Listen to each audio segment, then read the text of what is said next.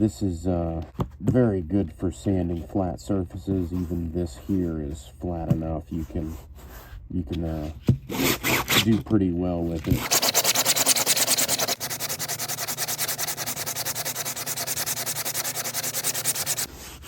I use the sanding block for the raised areas, the piece of sandpaper by hand to do the lower areas.